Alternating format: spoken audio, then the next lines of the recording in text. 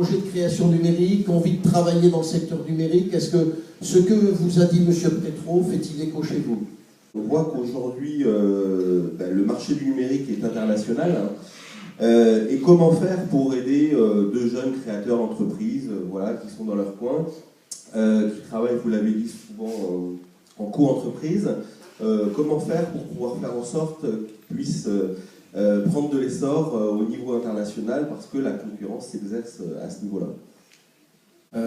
J'aurais tendance à dire que, quel que soit le type d'entreprise, il existe un ensemble de dispositifs qui permettent évidemment d'aller se positionner à l'export. Ces dispositifs existent à la région, mais il y a aussi d'autres biais par les CCI, etc. Sur la partie numérique, il y a donc effectivement une notion de frontière qui est beaucoup moins marquée, puisque en général on est sur des offres qui ne nécessitent pas forcément un outil de production industrielle comme on peut peut-être l'imaginer dans des secteurs plus traditionnels. Sur la partie internationale, bien souvent, on s'aperçoit que les entreprises d'abord ont besoin d'être fortes, d'être structurées sur leur propre territoire pour pouvoir ensuite exister. Je prenais l'exemple du CES Las Vegas. Il est évident qu'il existe des structures de ce type-là, événements, qui vont permettre à ces entreprises d'exister à l'extérieur. Alors, il y a tout un ensemble de concours qui sont par exemple portés par le label French Tech, qui vont faire une sélection d'entreprises du numérique. Là, on est vraiment sur le champ des startups. Ça se passe au niveau national. Donc, il y aura par exemple au CES de Las Vegas un espace French Tech qui va accueillir des entreprises françaises du numérique. Et puis ensuite, il y a des initiatives comme celle que nous portons avec donc le région de Pays de la Loire pour pouvoir justement emmener des délégations et faire en sorte de créer de la connexion directement sur les territoires concernés. Alors il faut évidemment cibler, mais il y a un ensemble de possibilités. Ce qui est quand même important, c'est que l'offre, bien évidemment, encore une fois, soit cohérente et ait un semblant de viabilité à minimum.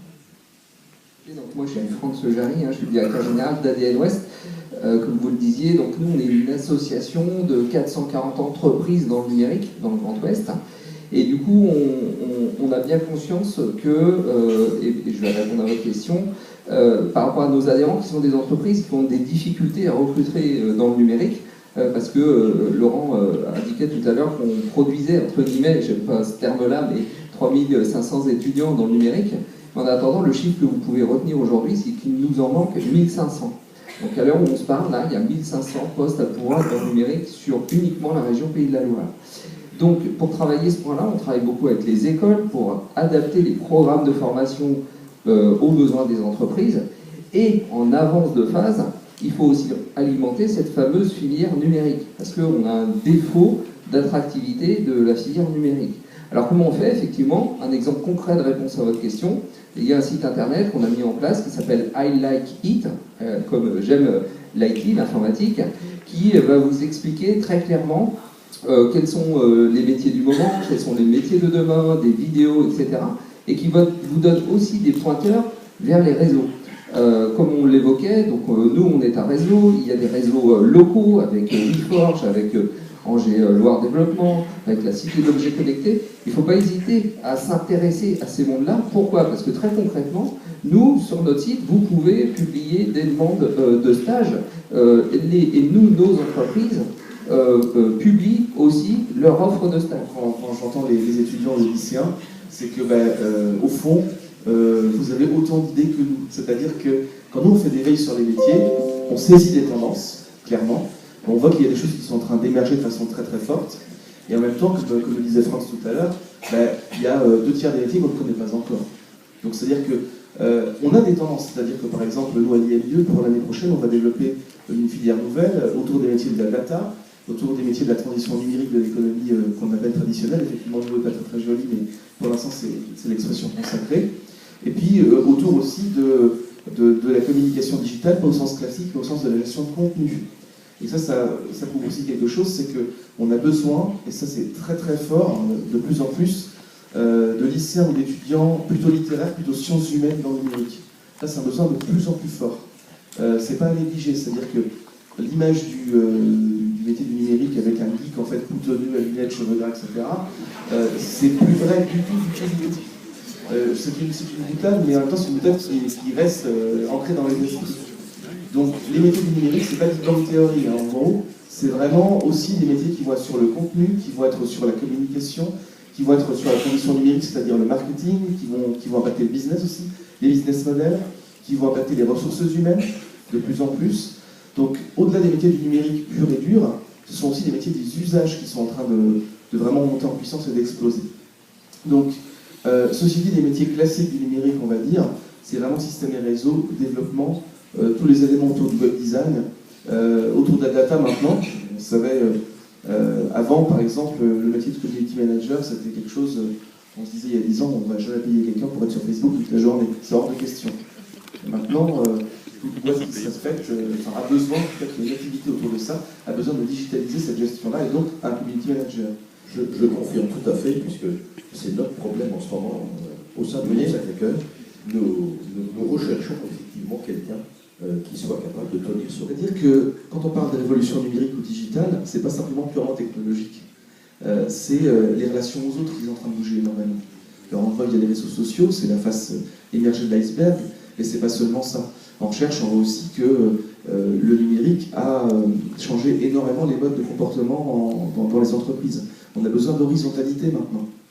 Pourquoi ? Parce que sur les réseaux sociaux, sur Internet, tout est horizontal. On va sur des forums, on peut tout de suite commenter, etc. On a un accès direct à un client, un accès direct à un supérieur hiérarchique, etc. Et dans la vie de tous les jours, on reste sur du vertical. Donc c'est en train de bouger énormément de lignes sur les relations qu'on peut avoir aux autres, ça c'est très très important.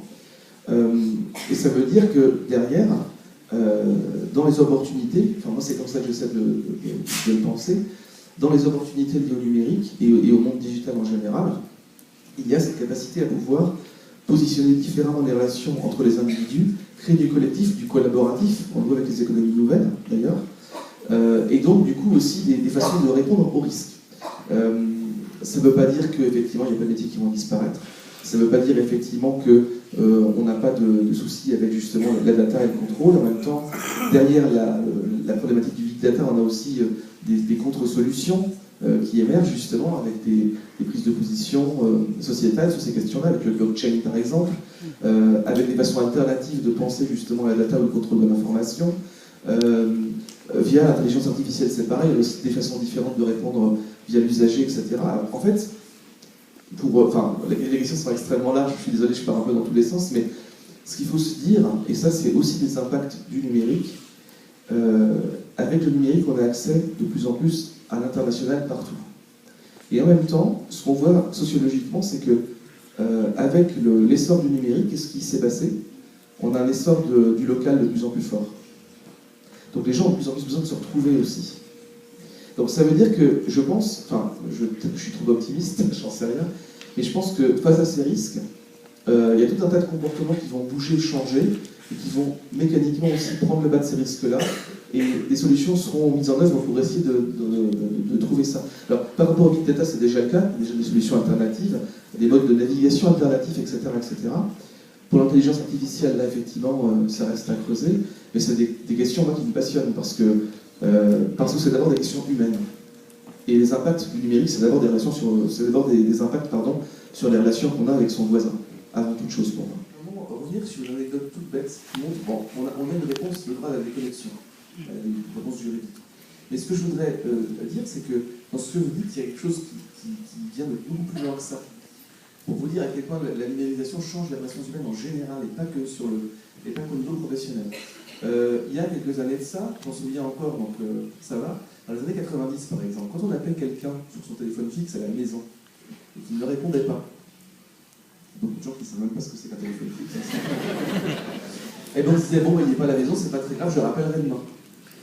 Maintenant, quand on appelle quelqu'un sur son téléphone portable, déjà du point de vue privé, j'entends, et qu'il ne répond pas, c'est qu'est-ce qu'il fout quand même ? Envoie un SMS, il ne répond pas, ça fait. Donc ça, ce sont les relations privées, les relations privées qui ont évolué comme ça en 15-20 ans. Et pour les mails, c'est pareil. Et pour les mails, c'est pareil. Mais au plan professionnel, je pense qu'on est tous pareils, on doit le sentir. Hein. Enfin, je t'ai envoyé un mail, Ça fait 3 minutes, t'as pas encore répondu. Quoi. Exactement, et du coup finalement les relations professionnelles ne sont qu'un prolongement des relations tout court privées aussi. Et donc la dérive a fait que, effectivement, maintenant on va pouvoir consulter ses mails le soir. Les étudiants ou les stagiaires qui envoient des questions le soir, on se dit ok, est-ce que je réponds, est-ce que je réponds pas, est-ce que je réponds demain. En même temps on a envie de répondre vite, parce que on sait qu'il y a ce besoin aussi. Voilà, vous aussi. Il y a de tout. Ça veut dire que vous avez des jeunes qui maîtrisent leur image sur Facebook, qui vont trier, en fait, qui vont faire plusieurs tris de photos notamment, parce que là pour le coup, le truc le plus trivial et le plus normal, c'est les photos de soirée, dans tous les sens du terme. Ou alors les profils Facebook piratés, ou les gens qui font des statuts bourrés par exemple, enfin des choses comme ça, et qui vont les laisser au fur et à mesure. Si je suis recruteur et que je veux fouiller un petit peu, parce que je fais de la veille et que je veux vraiment renseigner sur la personne, je vais voir ça. Je vais voir les statuts Twitter aussi, enfin les messages Twitter qui sont un peu border, un peu limite, avec un humour parfois qui frise la discrimination, etc.